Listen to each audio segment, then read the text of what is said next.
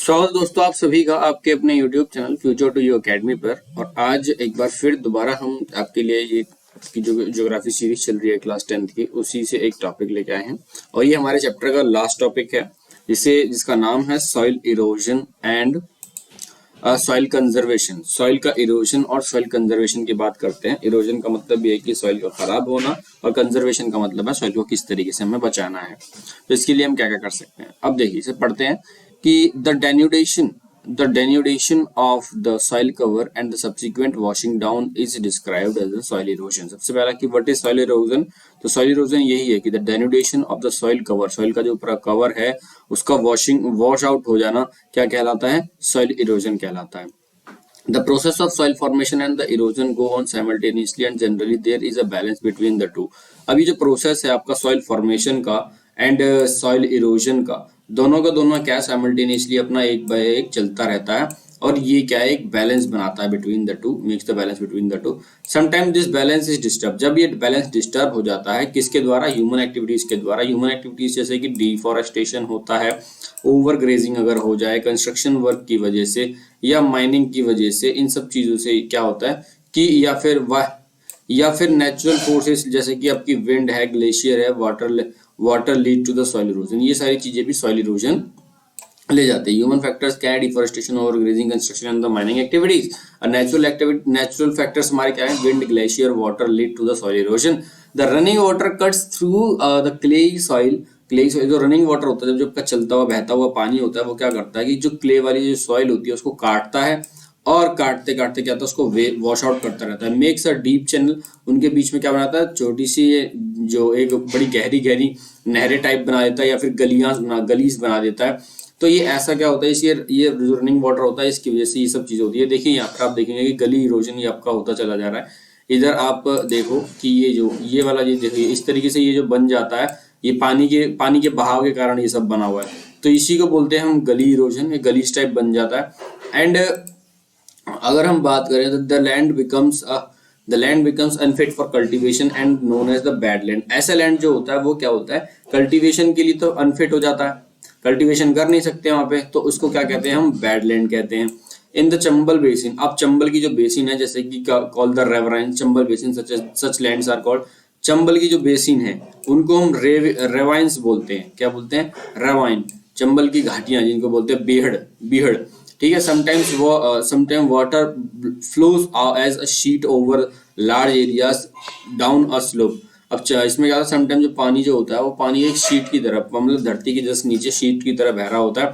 In such cases the top soil, इस case में क्या होता है? जो टॉप सॉइल होती है वो वॉश आउट हो जाती है, और इसी को बोलते हैं हम शीट इरोजन। इसको बोलते हैं हम शीट इरोजन। एक शीट की तरह पानी के नीचे, पानी जो होता है धरती के नीचे चलता है और नीचे से मिट्टी को काटता चला जाता है, इसीलिए इसको बोलते हैं हम इसको बोलते हैं शीट इरोजन। देन उसके बाद विंड ब्लोज लूज डाउन। अब जब विंड क्या करती है, अब जब मिट्टी लेके जाएगी ना इसको, जब टॉप सॉइल को मिट्टी उड़ा के लेके जाएगी और फिर उसे वहां से इरोजन होगा, तो जब मिट्टी जब हवा करके जब हवा मिट्टी को लेके चली जाएगी तो क्या होगा कि मतलब उसको बोलते हैं हम विंड इरोजन कहते हैं। Soil erosion is also caused due to the defective methods. Soil erosion होती है वो कुछ डिफेक्टिव मेथड्स के द्वारा भी होता है, जैसे कि आपके गलत तरीके से आपने फार्मिंग के जो कुछ डिफेक्टिव मेथड्स हैं उनसे भी सॉइल इरोजन हो जाता है। Ploughing in a wrong way, अगर आप गलत तरीके से खेत को जोतोगे तो भी सॉइल इरोजन हो सकता है। Up and down and slope form channels for the quick flows, that is up and down slope form channels for the quick flow and the water leading to the soil erosions. ठीक है। अब ऊपर से नीचे की तरफ में जो डाउन स्लोप्स होती हैं वहां पर क्या होता है? वहां भी आपका सॉइल इरोजन होते हैं। Flowing along the contour line, अब इनको हम कैसे रोक सकते हैं? अब आपको क्या करना है कि फ्लोइंग आपको करनी है कैसे? काउंटर लाइन के बीच में can decelerate the flow of water down the slope. अब काउंटर लाइंस आपको बनानी पड़ेंगी ताकि पानी का बहाव रुके। कहाँ पर? ये किस जगह पर होता है? ये आपका माउंटेनियस रीजन में होता है। This is called the contour flowing, इसको हम काउंटर फ्लोइंग भी कहते हैं। ठीक है। अब step can be cut out, step क्या होता है? अब माउंटेन्स पे स्टेप्स टाइप बना सकते हैं हम, सीढ़ियों टाइप बना सकते हैं, तो उससे भी क्या होगा कि स्लोप आपकी क्या होगी? स्लोप थोड़ी सी कम होती चली जाएगी, और इससे क्या होगा ऐसे। और यहाँ पर क्या होता है? ऐसी वजह इससे भी क्या होता है कि सोलो जो इरोजन होता है वो इरोजन कम होता है। फिर टेरेस कल्टीवेशन हम कर सकते हैं, रेस्ट्रिक्ट इरोजन, टेरेस कल्टीवेशन भी कर सकते हैं, तो उससे भी रेस्ट्रिक्शन होगा इरोजन का। Western and cultural belt, western and central Himalaya है वेल डेवलप्ड टेरेस फार्मिंग। जो कहाँ पर है टेरेस फार्मिंग, ज्यादातर हम देखें तो सेंट्रल हिमालय और वेस्टर्न हिमालय है, वहाँ पर टेरेस फार्मिंग का जो प्रोसेस है, जो मेथड है, बहुत ही अच्छा है और वहाँ पर ये ज्यादातर होती है।